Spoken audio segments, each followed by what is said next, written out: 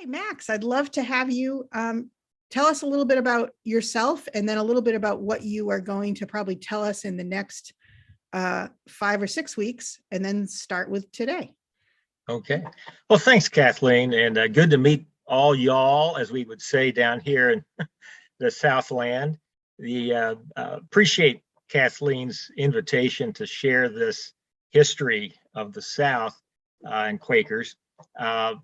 I grew up in Indiana in Western Yearly Meeting, which is then part of 5 Years Meeting, later Friends United Meeting, the pastoral branch of Gurneyite Friends, and didn't know much about my Quaker ancestry that had come out of the South.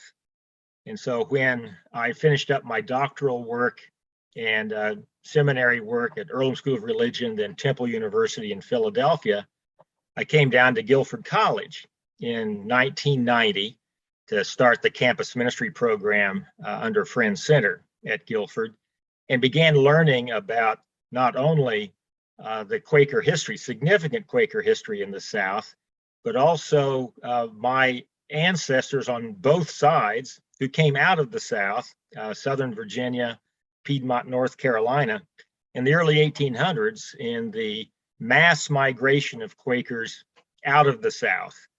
And as I learned more about that history, the bells started going off about what I'd grown up with in Indiana, all those surnames, place names, a history of Southern Quakerism that was essentially just transported into Indiana in the early 1800s. So it was quite fascinating. And over the next 5 or 6 sessions, depending, we'll be exploring that history. And I look forward to sharing that because, having spent time in Indiana, later Philadelphia, I realized that many people are unaware of the fact there's even a Quaker community in the South. People associate it with the Midwest or the Philadelphia area or New England, but it's quite a fascinating history, and I hope to share that and look forward to the questions people may have about that as we go through. Now, the reason I have been sharing this history this year in several series, one for the Osher Lifelong Learning Institute at North Carolina State, 2 Quaker retirement communities here in Greensboro, and the Shepherd Center program for retirees here in Greensboro, is because 2022, when we're doing this filming, in case this gets archived and some anthropologist years later digs this up, 2022 marks the 350th anniversary of the development of Quaker community in the Carolinas. There wasn't even a North Carolina when Quakers began assembling in the eastern part of what was then the colony. North Carolina and South Carolina were divided later on in the 1700s. So 1672 marked the beginning of a significant Quaker imprint on the Carolinas and on the history of North Carolina, and that's what we'll be exploring. So, Kathleen, any questions you have or anything you want to prompt me with before I launch? No, I think we are good. That's terrific. I'm looking forward to this. So I will say, for anybody, if you want to either put questions in the chat or like raise your hand and I can call on you or whatever. We're pretty casual because we're not a big group in person. I know Max has a lot of information and you might have some questions. Thanks. All yours, Max. Great. Thanks, Kathleen. And do feel free to either put questions in the chat or raise your hand, interrupt. This is how I taught in those 25 years at Guilford College. But just be aware that I do tend to go off on tangents. So if you don't want to stay here all day long, just beware. Okay, so before I launch into the beginnings of Quaker community in the Carolinas, I want to say just a little bit about the origins of Quakerism itself, just in case there are those who listen in eventually who don't know that history.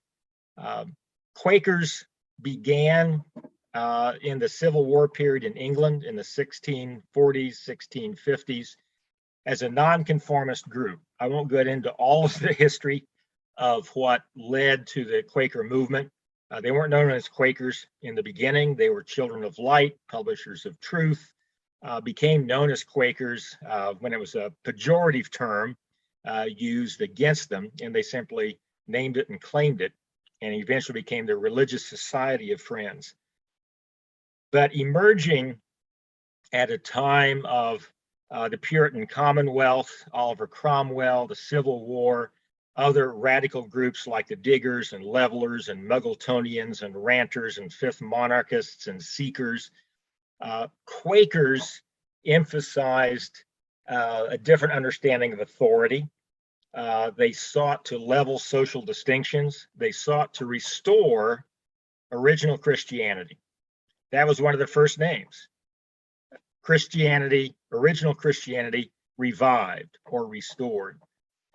Out of that movement to restore original Christianity, several spiritual and social testimonies or emphases emerged. Now, these, of course, are kind of reduced down to bite-sized chunks, but I want to share those because they become very significant in why Quakerism was so attractive to people in the South at the time that Quaker community began here in 1672 and later. Among the spiritual testimonies of those first Quakers was first and foremost a belief in the direct and immediate access of each people to the divine, to God, as an inward light.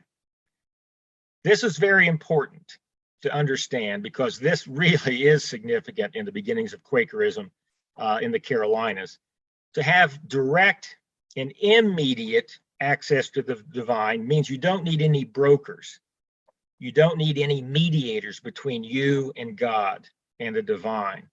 So you don't have an ordained clergy. You don't have priests. Each individual, has direct access to God through that inward light that Quakers talk about.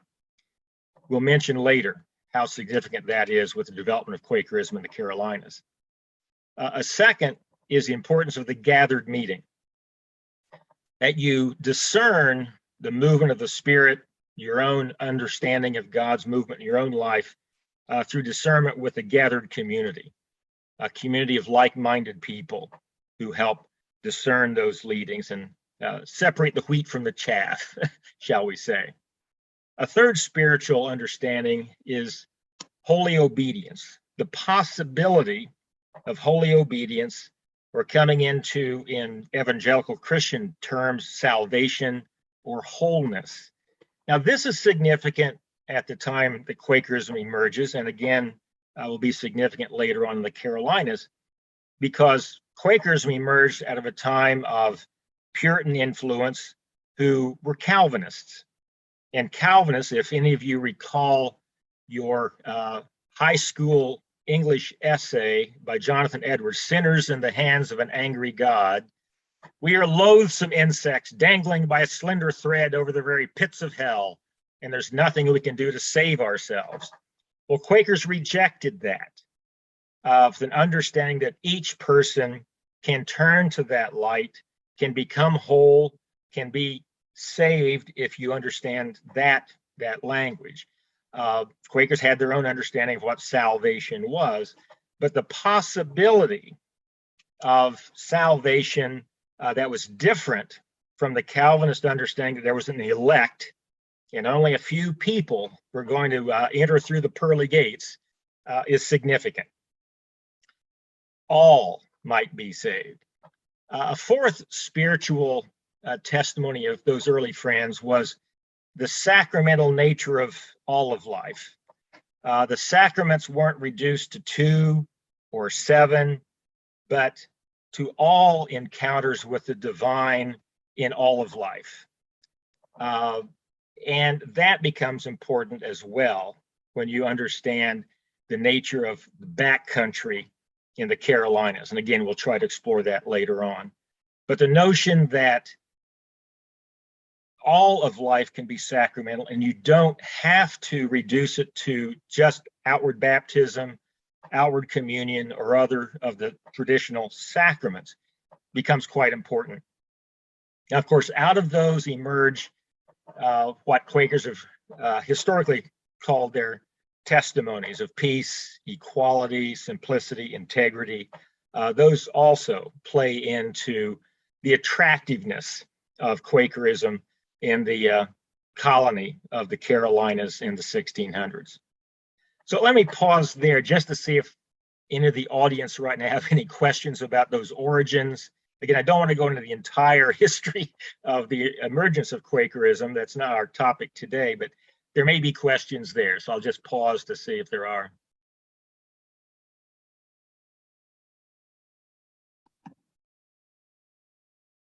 No, Okay. I think we're good. None coming? All righty. Yeah. All right. So emerging out of the Civil War period and the interregnum of England, Quakerism very quickly washed ashore in the Americas. The first Quaker I'm aware of, and I'm not that old, but aware of historically, who came to the Americas was Elizabeth Harris in 1656. So already within a decade after, depending on when you give the birth date of Quakerism, is it 1647 with Fox's Revelations or 1652 in Pendle Hill? But within just a few years of the beginnings of the Quaker movement, Elizabeth Harris was in Virginia, bearing witness as a minister. And of course, you folk up in New England who are listening today know that Quakers washed ashore there pretty quickly after that too. We're not overly welcome in Boston. They used to hang us. We won't go into that history either, but that also plays into what we'll say later on about why Quakers wound up in the Carolinas. The first Quaker in the colony of the Carolinas was the Phelps family. We know of Henry Phelps. I'm not pulling his wife's name, but the Phelps or Phillips family, it's spelled different ways. There's still a Phelps Point out where Quakerism began in eastern North Carolina. It's also spelled Phillips in early Quaker journals. Arrived in 1665 because they had come from New England, where they had suffered the persecution of Quakers in New England, wound up in Virginia and felt that they needed to get out of Virginia as well because of the Cavalier attitude. The Church of England had authority there, and they went over the border into the Carolinas for further safety, further refuge from persecution as Quakers. Where they went into in eastern Carolinas was the Great Dismal Swamp. Now, if you're trying to escape persecution and don't want anyone to find you, one of the best places was the Great Dismal Swamp. It's been largely drained now and is wonderful farmland, but at the time was very extensive. Southern Virginia along the coast into coastal regions of the Carolinas. And eventually, and this will play into what we'll talk about in about 3 sessions of the anti-slavery movement of Friends, slave labor drained that swamp. Horrific labor of digging ditches to drain that swamp to make it the fertile cotton, peanut, corn land that it became. That will factor into what we'll talk about at Quaker anti-slavery in a few weeks. But when it was still the Great Dismal Swamp, very marshy lands there as the Albemarle River, the Chowan River, came in off the Atlantic. It was an ideal place for refuge. Later on, and again, we'll talk about this in a few weeks, it became an ideal hideout for Maroons, fugitives from slavery. Some of you may be familiar with a National Geographic issue of a few years ago about this fugitive slave communities that thrived deep inside the Great Dismal Swamp. Because even if you knew that you were there, most people didn't want to battle the mosquitoes and the diseases and the uncharted territories there to find you. So the Phelps family wound up in the Great Dismal Swamp in 1665, didn't meet their next Quaker for 7 years. And we'll talk about who those Quakers were that they finally met. But a bit about the Carolinas and why the Carolinas themselves were an ideal place for nonconformists, refugees from church authoritarianism. The Carolinas were named after Charles I, Carolinus, the King of England, who was beheaded in 1649 as part of that English Civil War, part of that statement against authority that was emerging at the time. And when it was established as a crown colony, one of the proprietors, one of the people who was influential in developing the fundamental constitution of the Carolinas, adopted in 1669, was John Locke. Now, the John Locke Foundation in North Carolina today is a very conservative think tank.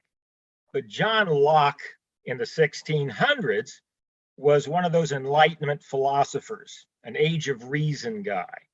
And embedded into the fundamental constitution of the Carolinas were concepts that were influenced by Locke's Age of Reason and Enlightenment philosophy. One of those was religious tolerance.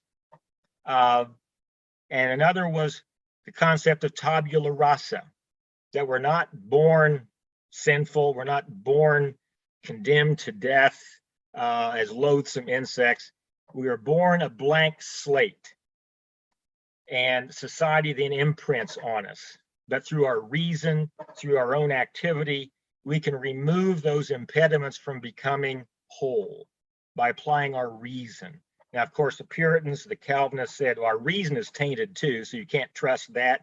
But that wasn't John Locke's philosophy. So embedded in the fundamental constitution of the Carolinas were these tolerant attitudes. And so that would be attractive as well to folk like Quakers and Baptists and other persecuted minorities. Well, as we know, the conditions in New England were not ideal for the flourishing of Quakerism. Even after they stopped hanging us in 1660, they still had sport by tying us to the back of ox carts and whipping us from town to town. So folk were leaving New England. They were leaving Virginia as well because of the persecution there of those who weren't members of the established church. So we have the Phillips family there hanging out in the Great Dismal Swamp. And in 1672, they meet their first Quaker since leaving New England and Virginia. And it's not just any Quaker, it's William Edmondson, who brought Quakerism to Ireland and was very significant in that way of later on William Penn becoming a Quaker. Who adopted Quakerism when he was working on his father's estates in Ireland. William Edmondson had come to the colonies in 1672 on a mission to share the Quaker message. And it's fascinating to read his journal entry about entering into the Carolinas and the beginnings of establishing Quaker community 350 years ago. So let me read this excerpt from his journal. This portion was written in 5th month, May of 1672. Entering into Carolina, all was wilderness and no English inhabitants and no pathways. The first night we lay in the woods in wet weather, sore spoiled in the swamps and rivers.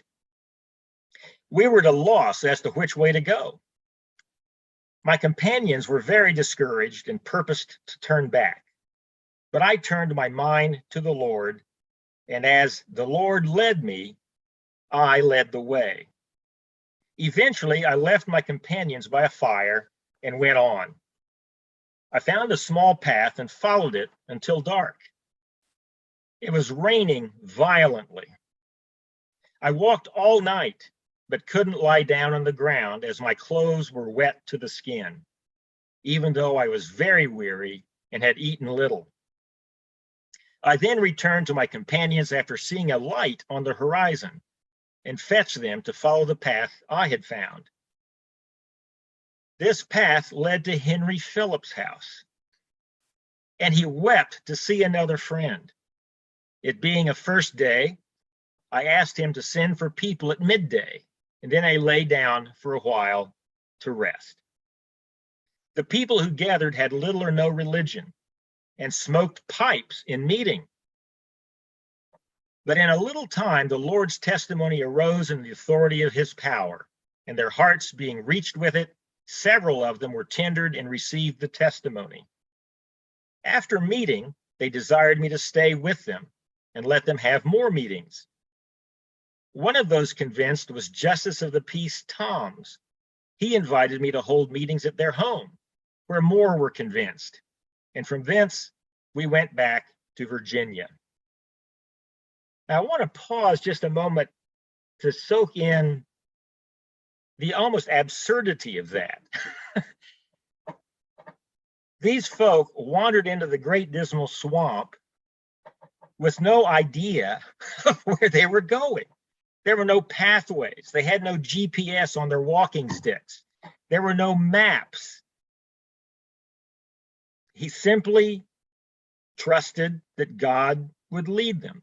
Now, I won't go into all of this, but you folk up in New England know about the old Wilburite understanding of openness to God's leading, and stories that great Wilburite historian Bill Tabor tells of how Wilburites would awaken in the middle of the night knowing that somebody somewhere needed help and would go out literally into a blinding blizzard, hitch up the team and their carriage, head out into the whiteout, and wind up at the door of someone who needed their help.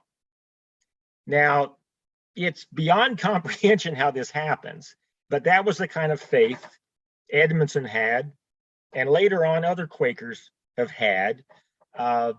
We can talk, especially now as we're filming this on the 24th, I believe it's the 24th of second month, 2022, the war in Ukraine. And we can talk about how in previous times of war, Quakers have ventured forth in faith. The three Quakers who went to meet with the Gestapo in Berlin simply led to follow God's leading. We can hope now there will be some leadings. We can certainly hope. But anyway, it's just remarkable that Edmondson found his way in this uncharted wilderness,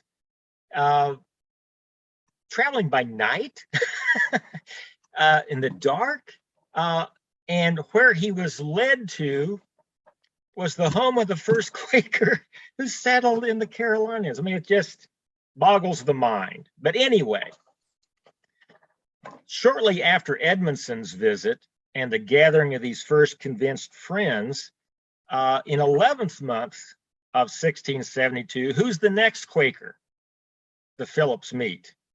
George Fox. George Fox, one of the founders of Quakerism, also was on a mission carrying the Quaker message to the colonies in 1672. And this is his recount of his first journey into the Carolinas. And this is from his journal. And now they say we are 1,000 miles from Boston, southward. The world revolves around Boston, evidently. That they have traveled it, all which we have traveled by land, and down bays, and over rivers, and creeks, and bogs, and wilderness. At the first house we came to in Carolina, we met with an Indian king, a pretty, sober man. The truth spreadeth. We had a meeting at Joseph Scott's house, who was one of their burgesses. And many of the people were there and were tender. And a sound, precious meeting there was, blessed by the Lord. And the people much desired after further meetings. And on the 28th day of 11th month, we passed by water 4 miles to Henry Phillips' house. And at the meeting there was the governor's secretary of the province, which formerly had been convinced. On the 29th day, I went among the Indians. Their young king and others of their chief men were very loving and received what I said to them. Now, having visited the north part of Carolina and made a little entrance for truth upon the people there, we began to return again towards Virginia. Now, I want to pause there again. There's further information in Fox's journal about that encounter with the Native Americans, with the Indians, who helped guide him through the swamps. But when he became sick, nursed him back to health with their native herbs and medicines. And in conversations with them, used their response to underscore the existence of that inward light in all people. Because in one of those encounters with some of the folk who already lived in the Carolinas, there were some skeptics, about this notion of the inward light and that all might be saved. And in one encounter, one skeptic said, I don't believe it. I don't believe it. And Fox summoned one of the Native Americans who were in the entourage over, and through an interpreter asked him, is there that in you when you do wrong reproves you? And the Indian said, yeah, here's what we call it. Fox said, here's what we call it, and used that as evidence against this person who didn't believe there was that in the savages that also led them into truth, into wholeness, into salvation. And Fox further in his journal contrasts that with the so-called Christians up in Boston, who at the time had just stopped hanging Quakers and were still persecuting them, and said, okay, who's the real Christian here in terms of Christian values and Christian understanding? So it's a fascinating piece in Fox's journal. I would encourage people to look at that section.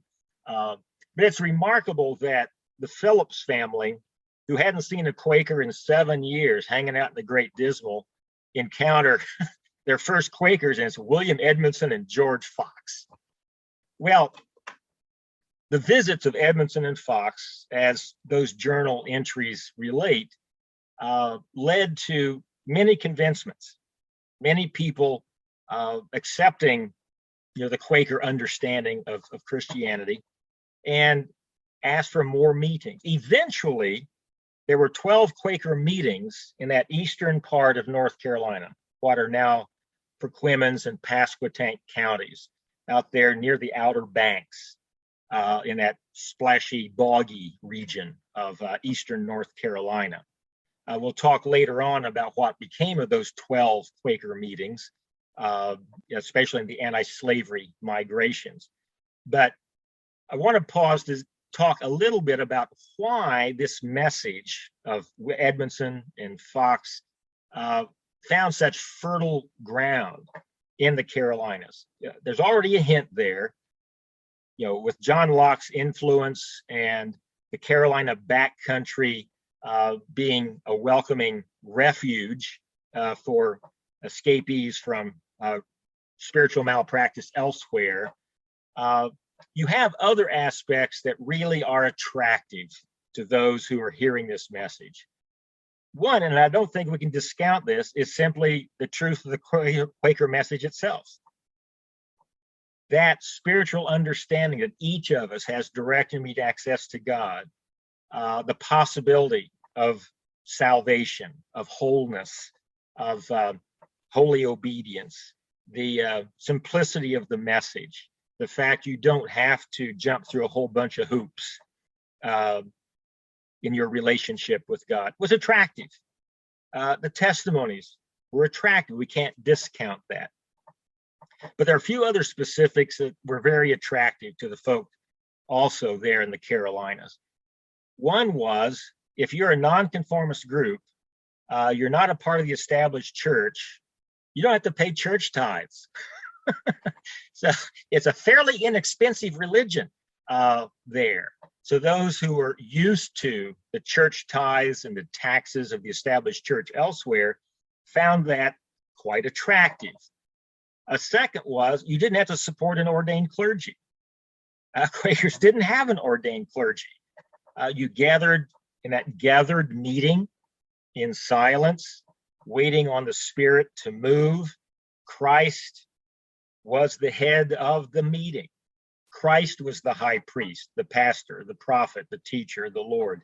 You've all probably seen that famous picture by Doyle Penrose of the Quakers gathered in the old Jordan's meeting house with the plain Quakers in silence and Jesus' ghostly form hovering over the facing benches. I mean, that's the understanding of Quaker worship. You don't need an ordained clergy because Christ is present, leading, guiding, and directing. So you don't have to support an ordained clergy. You don't have to pay a salary. You don't have to build a manse.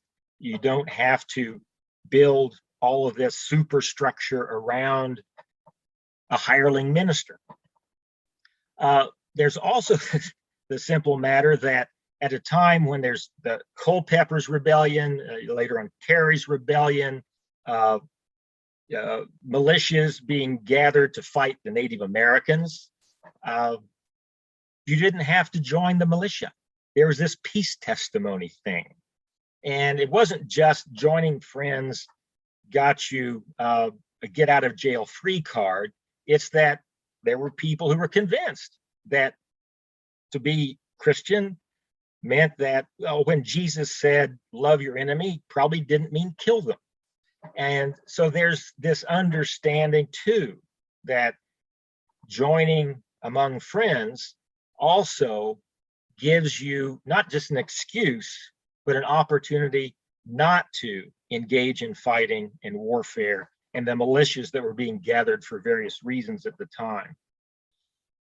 So it's a simple faith, not requiring divinity school leadership. I mean, you wouldn't have been able to get divinity school leadership there in the Great Dismal Swamp anyway. Ordained clergy educated at Harvard or Yale or Cambridge or Oxford weren't going to give up their guaranteed salary and their, luxurious life in a manse to go into the backcountry. So Baptists, Quakers, other nonconformists were just the ideal types for the Carolina backcountry at the time. Well, Quakerism took off. It really took off from these initial encounters in 1672. By the 1680s, there was a Quaker governor, John Archdale.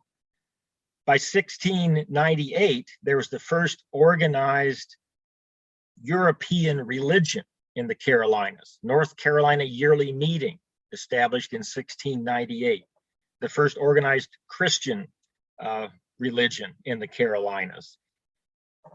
The assembly, the colonial assembly, was a majority Quaker.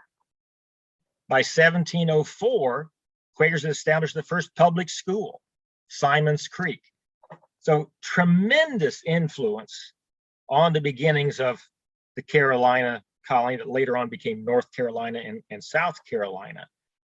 So much so that it essentially was a Quaker colony. And you probably know that at the time and on into the mid 1700s, almost half the original American colonies had either Quaker government or had a significant Quaker leadership.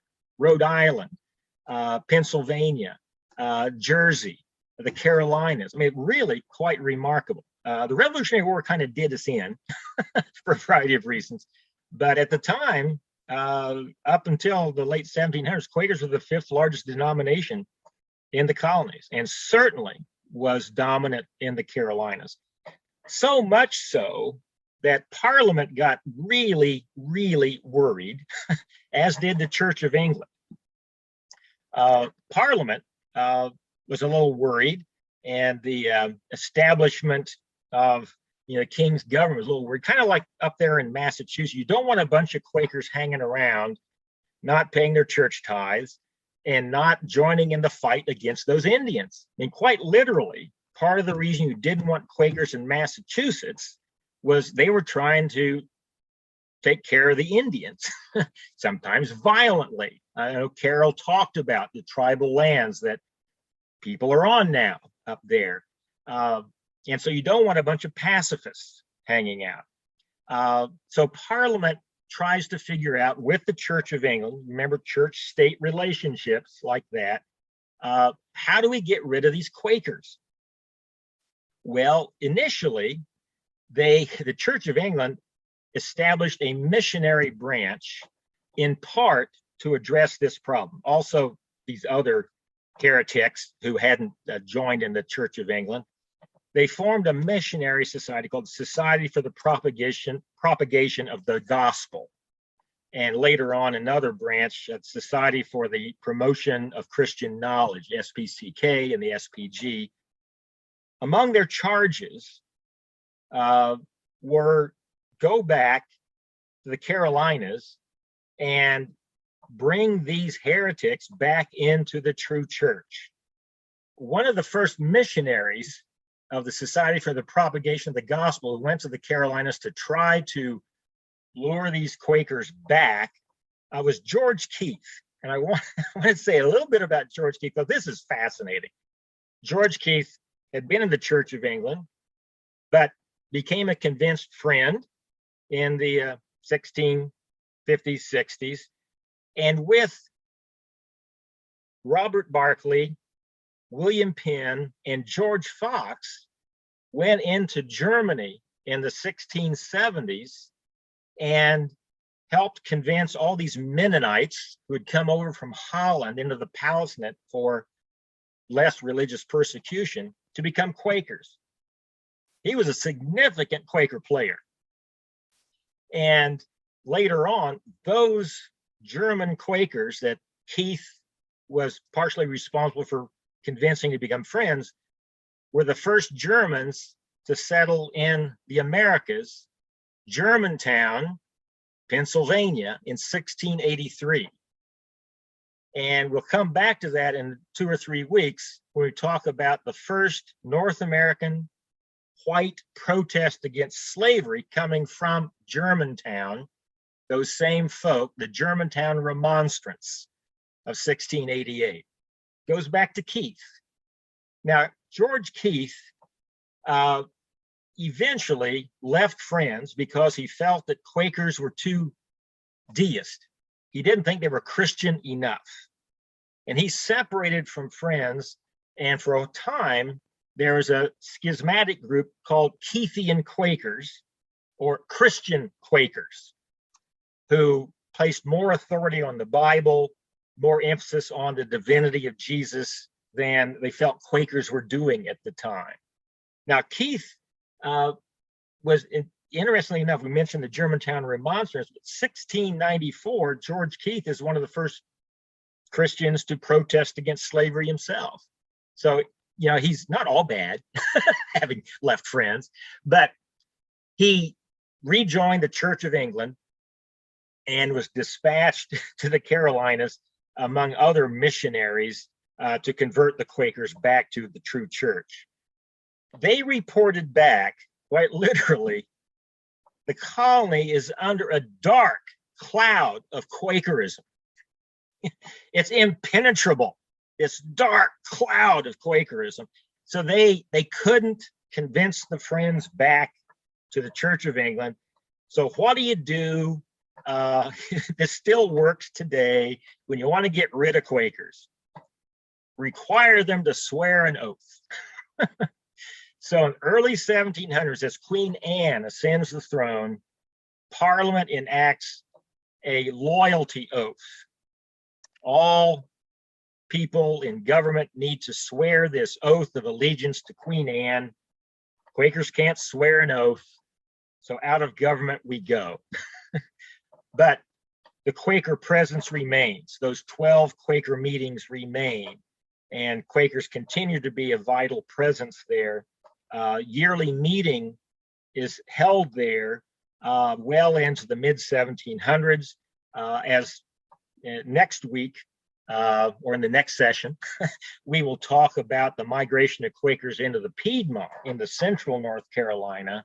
After that large influx of Friends, yearly meeting sessions alternated between central North Carolina, the New Garden community, and eastern North Carolina, where the historic center of Quakerism was, until 1791.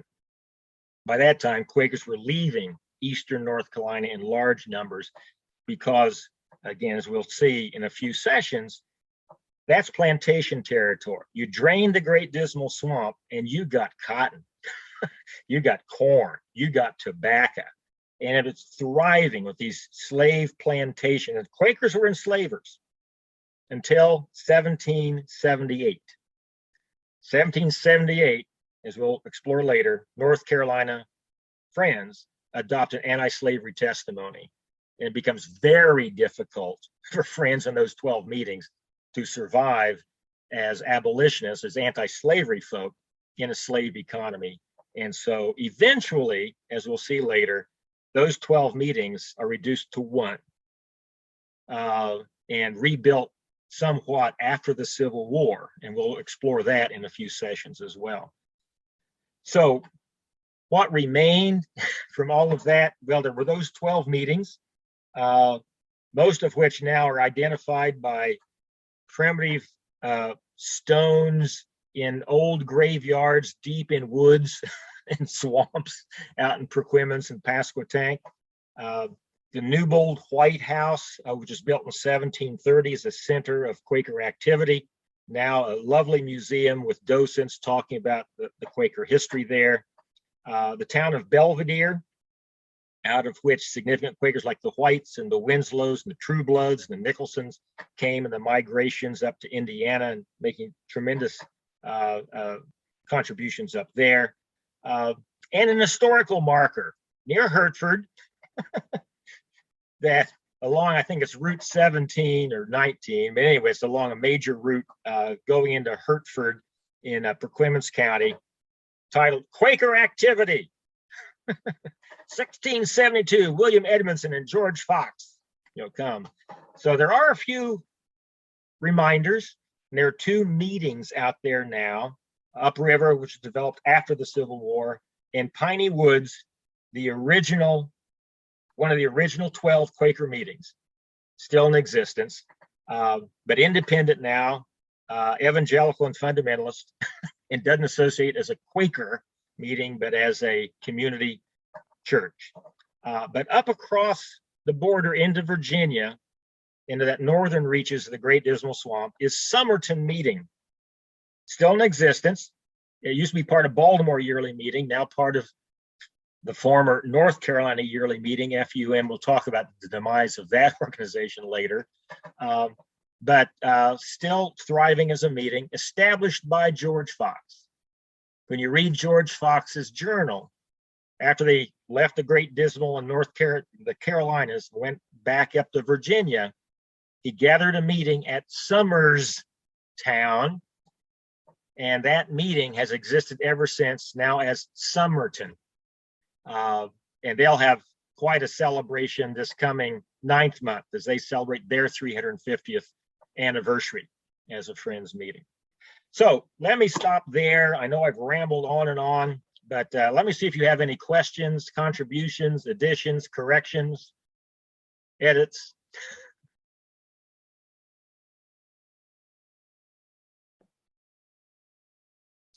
So I just want to say how much I've enjoyed this. Oh, well, thanks, Carol. Yeah, and I'm not big for history in one sense. I'm not good at holding on to the facts, the names, the dates. So I just kind of let it flow through me And occasionally there's something that really gets my attention, but I just really enjoy it. And I appreciate it that you are tracking all of this stuff. We have a complex history. Mhm. And Well, what thanks. yeah, so thank you. Well, thanks. Well, I tell people that I'm a Quaker, I'm retired, I got no social life, so this is what I do. But thanks, Carol. And I appreciate your introduction earlier on about being sensitive to the fact we live on lands that other people used to live on. And there's a history there that is quite mixed. I mean, what we'll try to do throughout these sessions is, where possible, demythologize Quaker history, because we tend to highlight the best. And there wasn't always the best. So we'll talk a bit about, especially next week, when Quakers came down the Philadelphia Wagon Road to settle in the Piedmont. This was an area that had been lived on by the Saura, the Kiowa, the Occaneechi. But at least at that time, the Quakers were sensitive to that and didn't want to settle where Quakers had claim. I mean, Indians had claim. But the Tuscarora Wars, several decades before, had eliminated Indian presence here. So they felt freer to settle. But later on, we won't get into this much, but we all know the sorry history of Quaker boarding schools for Indians. The kind of ill-advised Quaker plan that Ulysses S. Grant started, where Hicksite and Orthodox Quakers took over the Indian Bureau and ran the program. But there's, and again, I'm getting way off base, but my doctoral dissertation at Temple was on Quaker relations with Native Americans in the Midwest from 1804 to 1833. And there, Quakers merely responded to the invitation of the Indians themselves to come in and teach them settled agriculture after they lost their hunting lands in the Treaty of Greenville. And Chief Little Turtle, Meshiconaqua, Miami chief, amazing person, told the Quakers, look, we're fine with our religion and our culture, but we need to learn settled agriculture if we're going to continue to exist. Don't mess with our culture. Teach us how to farm. And the Baltimore Quakers did. They respected that. And the reason that Little Turtle asked the Quakers, what he told them when he traveled to Baltimore in 1801 to in person extend this invitation, was, every other Christian group offers us assistance but requires us to convert. You Quakers don't. So anyway, there's that history, but it's mixed. So anyway, thank you. Polly, it looks like you have a question. Thanks, Max. I'm just so interested in this history. I've been going to Quaker meetings all my life, but in first day school, but there's a lot of history here I haven't heard, well, partly because it's Southern history. I would love to see, except I don't know who has the time to do it, to see this talk as given, typed out with all the spelling mistakes, because the spell check can't handle names, place names, or people's names. And I would love to see it typed out or just reprinted from, I don't know, can you do that? Reprint from the closed caption transcript? Yeah, we're hoping to, and Max and I can work on that. That's And one I of the will mention that the North Carolina Friends Historical Society is going to print a version of this in their next newsletter. So yeah, this is a little plug for the North Carolina Friends Historical Society. I think it's maybe next month they're hoping to bring out this piece of the history and then some subsequent issues as well. So you can go to their website, What is that? The North Carolina? North Carolina Friends Historical Society. Okay. They've Because got a there, Facebook page as well that has some interesting posts from time to time. I don't do Facebook, but I'd be Okay. interested in their website. Yeah. This has just been so interesting to me. And I don't know, I didn't notice any diversions. If there were, they must have fitted in pretty well because it all seemed to hold together very well. But Yeah. Well, thanks, Polly. there was a reference to New Bold White House, Yes. 1930. Is that NEWBOLD? NEWBOLD, and then White. Okay. And so they've got a website too that talk about some of their programs. Okay. But at any rate, thank you so much. I hope I'll have time to check in with you when are you going to be here every Thursday at 10 o'clock? Is that how it's going to work? Yeah, we're going to run this for about 5 or 6 weeks. So Okay. once you registered, you could register for all of them. We'll send out the reminder again. And we are going to record these, and hopefully we will be able to provide like some of the links he talks about. This is the reason we wanted to do this, so then people could look back later, because I also have a huge list of things now. It'll be the rest of my day reading up on all those. Sorry Thanks. about that. No, that's What- fine. Well, One let me say a question. plug for next week. Next week, we'll talk about the migration of Quakers from Nantucket and southeastern Pennsylvania into the Piedmont of North Carolina in the late 1740s, early 1750s, then the Nantucket migration peaking around 1772. And so you'll recognize a lot of the names that wound up here in North Carolina. The Folgers, the Starbucks, the Macy's, the Coffins, the Swains, the Gardners from Nantucket. And then Pennsylvania, the Mendenhalls, Newlands, Carters, Johnsons, Osborns. And we'll talk about why they were leaving those areas to come into the backcountry. And part of it was similar to what we talked about today. And the backcountry was very ideal for dissenters. The Moravians came down here, the Quakers, the Presbyterians. But what was going on in Nantucket in southeastern Pennsylvania at the time that encouraged that migration? And what they found when they got here was not only they were coming from the primary anti-slavery areas of America into a slave culture, so they had to deal with that. But they also came right smack dab into the Southern campaign of the Revolutionary War, Yeah. led by your fine disowned Rhode Island Quaker, Nathaniel Greene, after whom Greensboro is named. One question about that is I read a book several years ago, which turned out to be surprisingly good, by Jimmy Carter, called Yeah. The Hornet's Nest. The Hornet's Now, Nest. Not about that, the migration from Philadelphia in that period you're talking about? Yeah.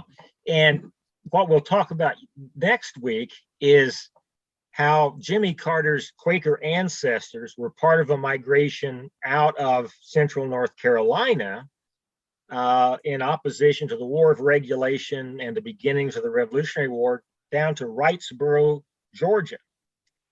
So that features in that Hornet's Nest. The Wrightsboro community was formed early 1770s by Quakers out of the Eno River Quaker settlement here, led by a Maddock, distant relative to Lester Maddox of Georgia fame. So we got all kinds of interesting folk in our little Quaker family tree. But yeah, Jimmy Carter's ancestry come through that migration as well. And I thought that book was so interesting because it was a portion of the United States history I had never even thought about. Yeah. You know, I just Yeah. thought it was very interesting. Well, folks north of the Mason-Dixon are largely unaware of what's happening down here, especially among Quakers. I mean, it's you probably, when I taught in Philadelphia, yeah, I really saw this up close and personal as I tried to talk my students at Friends Central School into considering Earlham or Guilford, and they just thought you checked your brain at the border if you got out of New England. You've probably seen those maps of, of America, where there's Boston and Philadelphia and Washington D.C., and then there's California, and everything else is flyover territory. Yeah. Yeah. Well, Well, thank Good. you very much. I hope that this has been, somewhat informative and interesting. I appreciate your positive response. Terrific. okay. Thank you so much. Thank you.